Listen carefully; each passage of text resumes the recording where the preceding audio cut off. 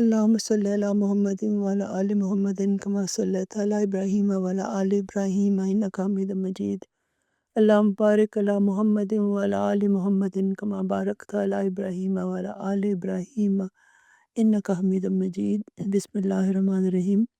Imam Sahib is saying that this dars we are going through these days is like a beautiful journey and that we are embarking on, and it, it, it through a serene, beautiful valley.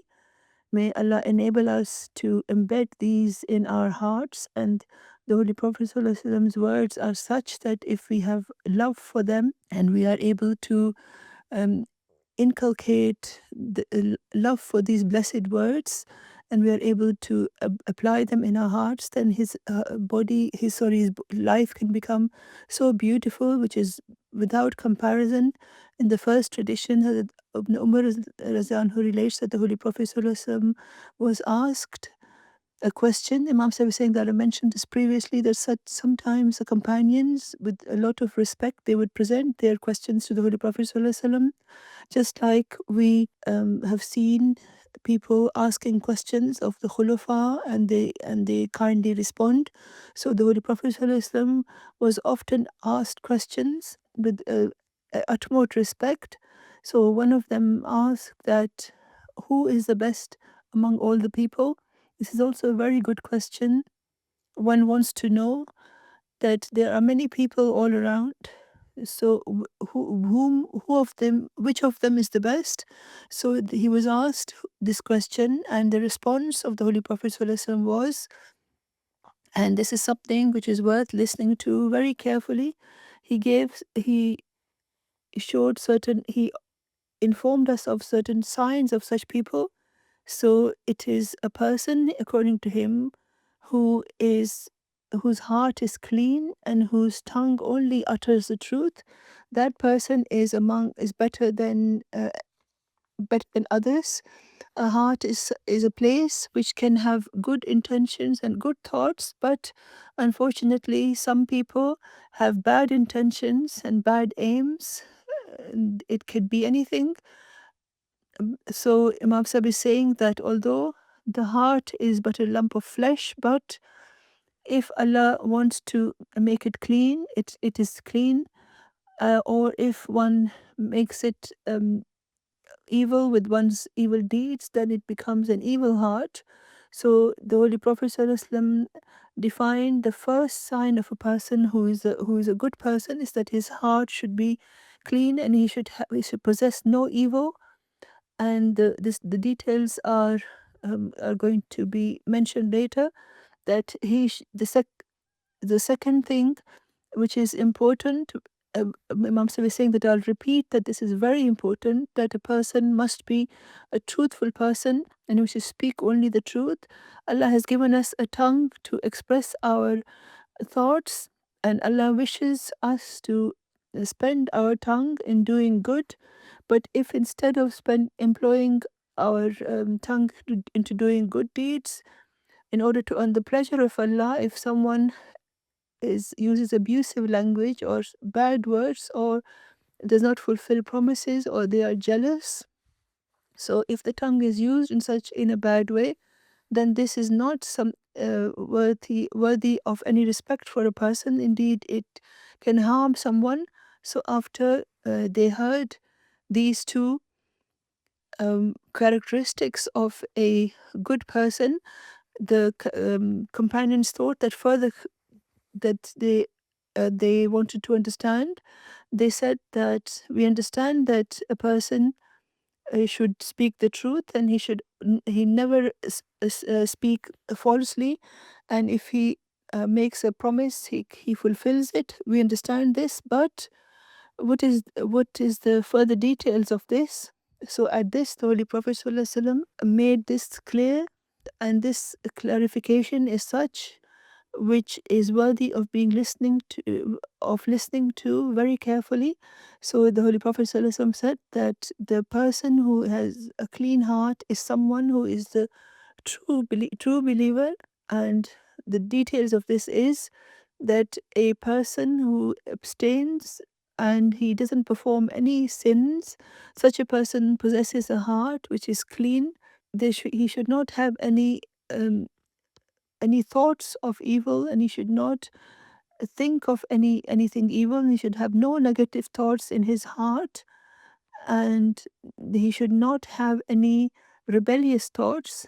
Imam Sahib is saying that here rebellion means to hear something good and then to do the opposite or go against it or controvert it via one's actions or attitude. So he should neither have any sin or any rebellion. He should not have any malice against anyone else, and to think somebody is evil and to consider that person uh, with animosity, then this is malice. And also he should not have any jealousy, and jealousy is another evil, that if you see someone your friend or someone that you know, if you see something good in them, then if you're jealous, then this means that a person feels sad as to why this person has this good thing or this good deed. Why is he performing a good deed, and he wishes that person to lose that, and you should that person should gain from it. This is jealousy.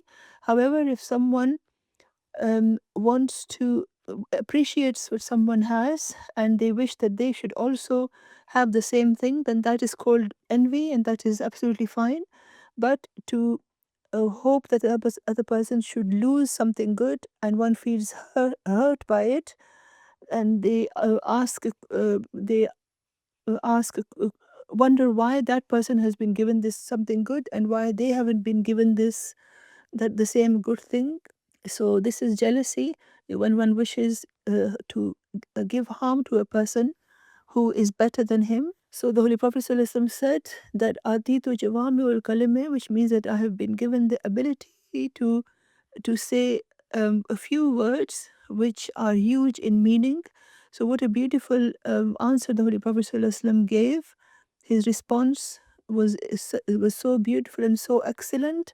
So, Imam Sahib says that I repeat that a person with a clean heart, it was a person who possesses no malice, rebellion, or sin, or any evil. So this is the definition of a person possessing a good heart. The next tradition Imam Sabi is presenting is related by Hazrat Abu Hurairah radhiyallahu anhu. He said that the Holy Prophet sallallahu alaihi wasallam said that until such time that one does not engage in any sin, or one cuts relationships with one's relatives, or one hurries, then up to that point his prayer is always fulfilled. So this is a very good question, that who whose prayers are always fulfilled. So the Holy Prophet ﷺ explained that a person's uh, prayers are accepted if they don't engage in a sin. So if he prays and then he's still also commits sins, then Allah will not listen to his prayer. Or if he um, does not have any contact with his relatives, and he doesn't never asks them how they are, he doesn't go to help them or ask them if they are eating food or not. And some people forget their relatives, they never uh, uh, ask anything about them, they have no goodwill in their hearts for them. This is what means cutting off relations with one's relatives.